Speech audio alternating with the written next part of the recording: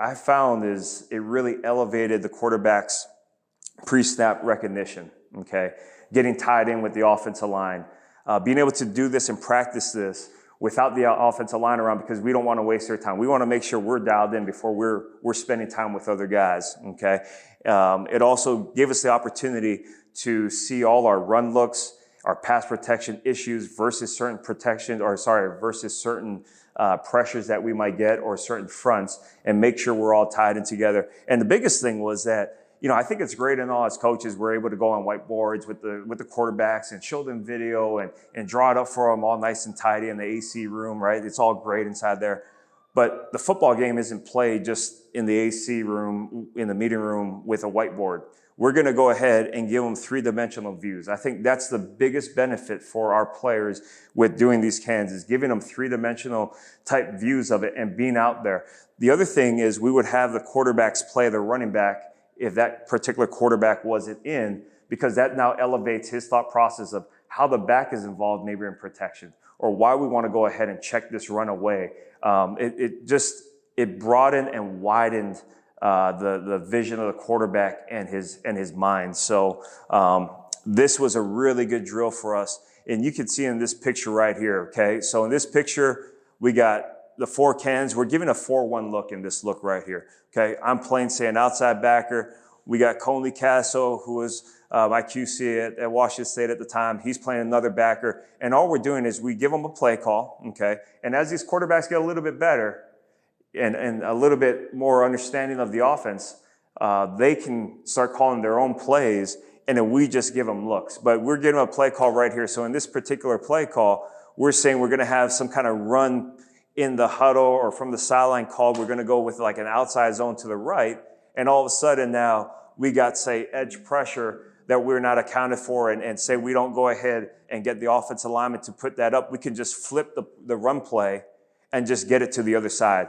But just having an understanding, okay, of where's the pressures at, what's the issues, and what's our answers, and being able to do it not in a meeting room, but on the field. And you can see the other quarterback is here. He's understanding that on that particular call, we're going to flip it. He's got to flip it, and what the track of his look is going to be. And this is how it shows up. Every drill that we do, okay, in the quarterback room, and even if we coach receivers, coach offensive line, coach kicker, whatever it is, we reflect it on the field. Like, there's not one drill that we do that doesn't show up in the game. So in this particular look here, we got an outside zone called to the left. Okay, he's checking to make sure, could there be corner pressure? No. Safety's bumped down. He's not going to be able to cap over the top. We got edge pressure to the right, so we're going to keep that run play on, and we're just going to read that guy out from the edge, and we got a lot of space for a touchdown. Okay, but these type of things, again, looking at the communication here, but the quarterback being able to see, all right, I got my run outside zone to the left.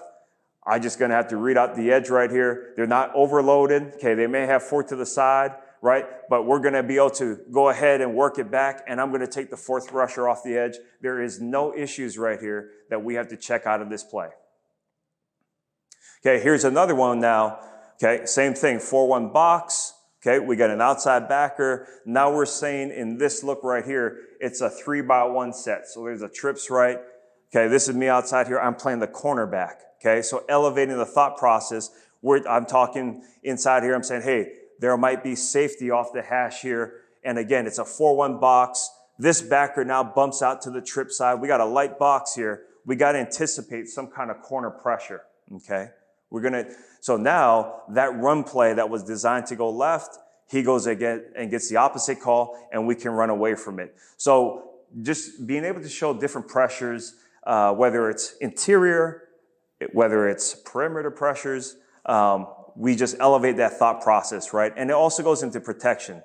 So in this look right here, we're anticipating the team that we're playing. This was last year at Utah Tech. We're playing a team, okay? And the cool thing is that last drill was at Washington State a few years ago. This is last year. All these drills carry over to all the different schools that we've been to, right? So again, you got a 4-down look, 4-1, backers bumped out the box, safety is a little bit high off the hash.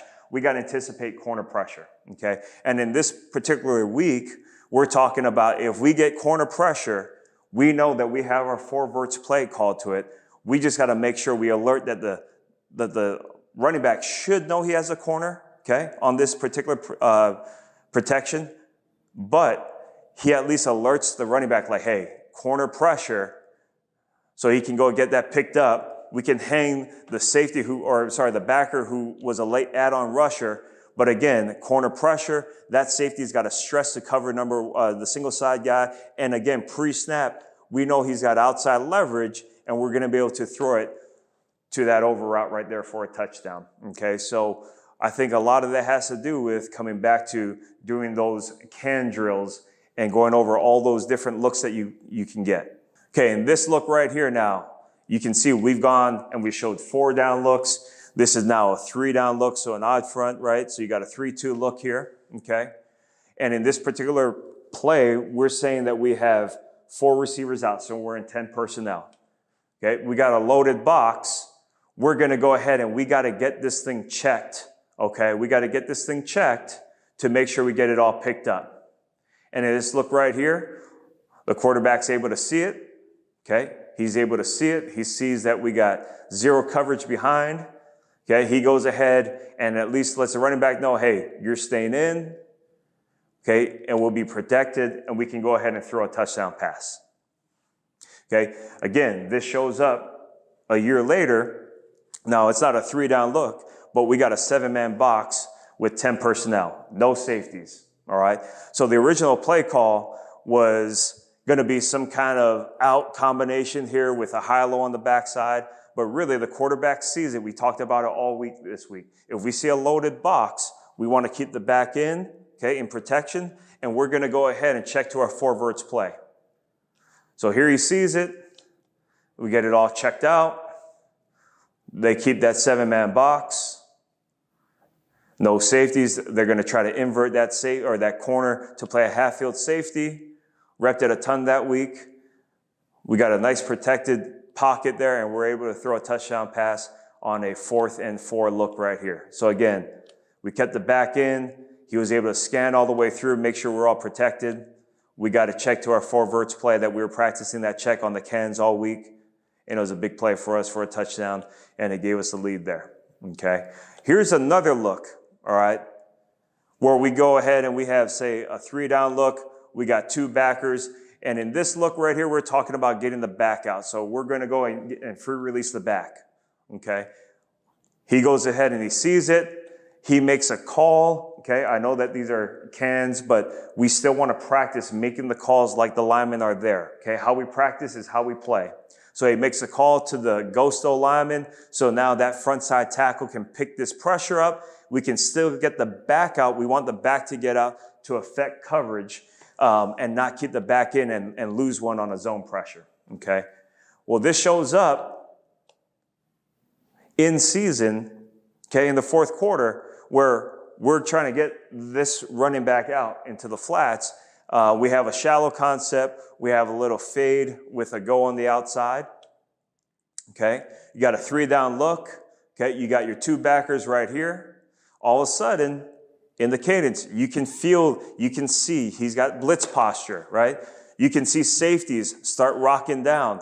Okay. So at this point, the quarterback should have gave some kind of call to get this guy accounted for with the tackle and the front side tackle.